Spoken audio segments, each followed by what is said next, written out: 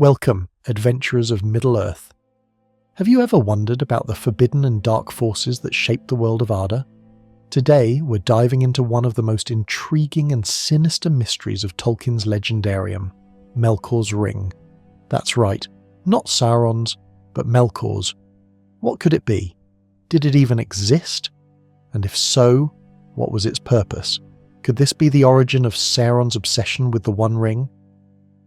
Let's uncover the truth behind Melkor's legendary power and influence over the fate of Middle-earth, exploring the themes of unchecked ambition, the lasting consequences of evil, and the eternal struggle between light and shadow in Tolkien's world. Grab your lember's bread, because this is going to be an epic journey.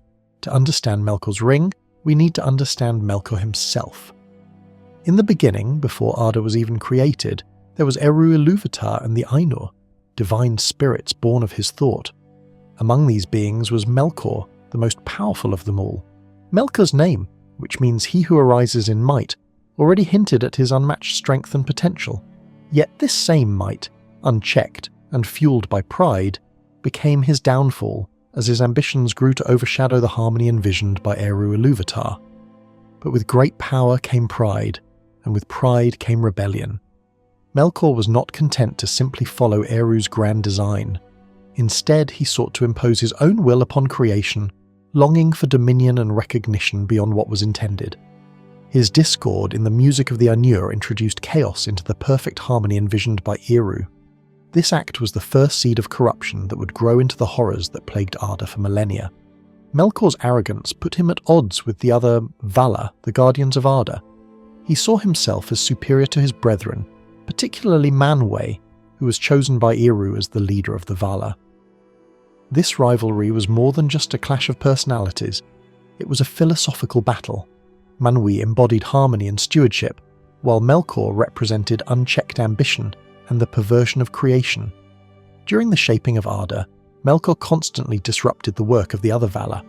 Where they sought to create beauty and balance, Melkor introduced chaos, blighting their creations with frost, fire, and shadow. His intent was clear. If he couldn't control Arda, he would mar it so that no one else could enjoy its perfection. Melkor's descent into darkness was not a sudden fall, but a gradual corruption fueled by his insatiable desire for power. He ventured into the void, seeking the flame imperishable, the secret fire of creation that only Eru possessed. When he failed to find it, his frustration turned to bitterness, and his bitterness to malice. This marked his transformation from a rebellious spirit to the first Dark Lord. Returning to Arda, Melkor's hatred became his defining trait. He corrupted the spirits of the Maiar, transforming some into Balrogs, his fiery servants. He built fortresses of unimaginable dread, such as Utumno and Angband, where he forged armies of orcs and trolls. These creatures were twisted mockeries of Eru's creations, and their existence reflected Melkor's hatred for all things pure and good. Did Melkor truly have a ring? Tolkien never explicitly mentioned such an artifact, but what if we approach it differently? Melkor's ring might not have been a physical object, but rather a representation of his immense influence over Arda. Think of Sauron's One Ring as a concentrated form of this same concept, a vessel for will and domination. Melkor, however, spread his power widely, embedding it into the very fabric of the world. From the frost-blasted peaks of Thangorodrim to the poisoned plains of Angband, his malice was tangible.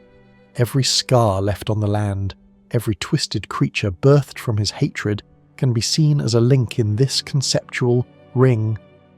Unlike a single artifact that could be destroyed, Melkor's influence was diffused and enduring, making it much harder to eradicate. Sauron, Melkor's most devoted servant, carried on his master's dark legacy. His creation of the One Ring, designed to dominate the wills of others, echoed Melkor's broader ambition to impose his own will on all of Arda. Sauron's enslavement of Númenor's people and his corruption of the Nine Kings of Men into ringwraiths reflect Melkor's influence in spreading fear and despair. While Melkor sought to dominate the entire world through chaos, Sauron refined this approach with a focused method. The One Ring. The One Ring was, in essence, a condensed form of Melkor's philosophy. Where Melkor corrupted all of Arda, Sauron's power was contained in a single object designed to subjugate all who opposed him. It's worth noting that Sauron's desire for control might have been inspired by Melkor's broader ambitions. However, Sauron sought order where Melkor thrived on disorder. This evolution in their methods shows the distinct yet interconnected ways their power manifested across the ages. Melkor's power was not limited to physical destruction. It infiltrated the hearts and minds of Arda's inhabitants. The distrust among the elves, the greed of men, and even the fall of Numenor can all be traced back to the seeds of discord sown by Melkor. Unlike Sauron's One Ring, which could be destroyed, the corruption Melkor infused into the world was far more insidious and eternal. Even after his banishment to the Void, his legacy lingered in every dark corner of Middle-earth. The cycle of conflict between good and evil, from the Wars of Beleriand to the War of the Ring, serves as a grim reminder of Melkor's lasting influence. His ring was not an object but a pervasive shadow, ensuring that his malice would endure as long as Arda itself. To truly understand the scope of Melkor's ring, we must look at how his malice seeped into every corner of Arda. From the blighted lands of Angband to the desolation of Beleriand, Melkor's corruption left permanent scars on the world. His hatred was not confined to physical destruction, it was embedded into the very essence of the world, ensuring that decay and ruin would persist long after his banishment. Consider the lands of Mordor, where Sauron later made his stronghold. This region, poisoned and barren, is a testament to Melkor's legacy of corruption. The devastation of Arda reflects the dark philosophy he espoused, a world twisted to his will, where beauty and harmony could never thrive. Melkor's influence didn't just affect the physical world, it also created a psychological legacy of fear and discord among its inhabitants. The elves were divided by distrust, men were easily swayed by greed, and even the Valar struggled to maintain unity. This manipulation of hearts and minds ensured that Melkor's presence lingered in every age of Middle-earth. For instance, the rebellion of the Noldor was sparked in part by Melkor's lies, sowing seeds of jealousy and resentment among the most noble of elves. His cunning ensured that even after his defeat, the divisions he caused would continue to shape the struggles of Arda's peoples. This psychological ring of influence made him an enduring threat, as his malice echoed through generations. The most insidious aspect of Melkor's ring is its eternal nature. Unlike Sauron's One Ring, which could be destroyed and undone, Melkor's influence is woven into the very fabric of Arda itself, making it impossible to fully eradicate. While Sauron's artifact concentrated his power into a single object, Melkor's malice was spread across all creation, ensuring that his shadow would endure long after his banishment. Unlike Sauron's One Ring, which could be destroyed, Melkor's corruption is woven into the fabric of Arda itself. Every act of greed, every betrayal, and every instance of decay can be traced back to the shadow he left behind. The cycle of conflict in Middle-earth, from Morgoth's wars to the War of the Ring, reflects this enduring struggle against the corruption he unleashed. Melkor's ring is not just a symbol of domination, but a reminder of the vigilance required to resist the lure of darkness. His shadow ensures that no victory is ever final, making the battle between good and evil an unending part of Middle-earth's story.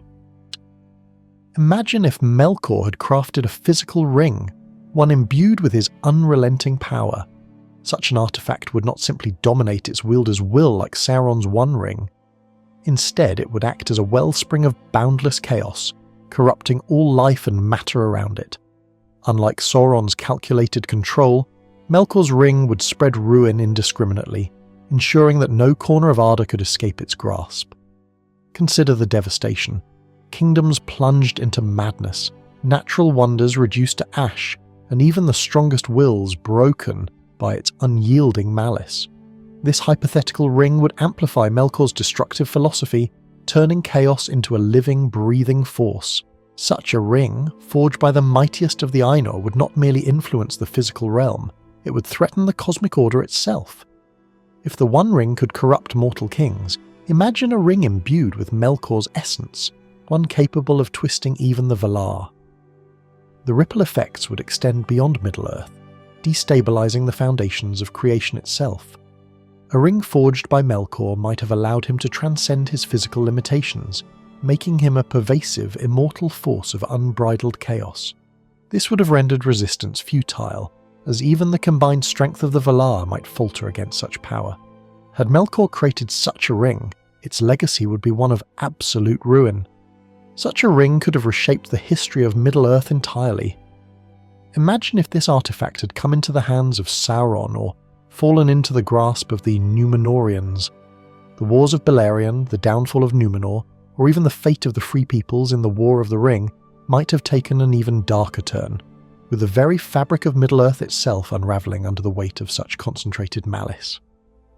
Unlike Sauron's One Ring, which sought dominion over others, Melkor's ring would embody pure destruction. Its existence would leave a world where not even the faintest light could endure. The idea itself is terrifying because it highlights the limits of hope and the fragility of order in the face of absolute chaos. This hypothetical ring would not just be an extension of Melkor's power, but the ultimate realization of his will. It would leave nothing but emptiness, fulfilling his desire to undo creation itself. Such a legacy would haunt the very idea of Middle-earth, transforming it into a cautionary tale of unchecked ambition and the perils of unrestrained power. And there you have it, adventurers, the mystery of Melkor's ring explained. Whether it's a literal object or a metaphor for his enduring influence, it's clear that Melkor's shadow looms over all of Middle-earth. His legacy reminds us of the power of greed, the danger of unchecked ambition, and the enduring struggle between good and evil. So, what do you think? Could Melkor's ring ever truly be destroyed, or is it destined to haunt the world forever? Let me know in the comments below, and if you enjoyed this journey into Tolkien's world, don't forget to like, subscribe, and hit that notification bell for more epic tales from Middle-earth. Until next time, stay curious, stay adventurous, and as always, may the light of Arendelle guide you.